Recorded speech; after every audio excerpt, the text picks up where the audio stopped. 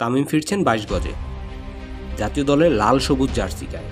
ঠিক এমনটাই গুঞ্জন উঠেছে দেশের ক্রিকেটে।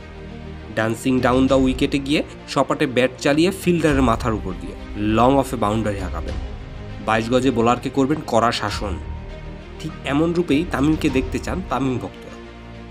বিপিএলে ছিলেন সর্বোচ্চ রান সংগ্রহকারী, আর ডিপিএলেও আছেন দারুণ সন্দেহ। 10 ইনিংসে 40 অ্যাভারেজে করেছেন 404 রান। তবে সম্প্রতি ডিপিএলে আবাহনীর ড্রেসিং রুমে নাজমুল হোসেন শান্তর সাথে তামিম ইকবালের আলোচনা বেশ শোরগোল ফেলে মিডিয়া পাড়ায়।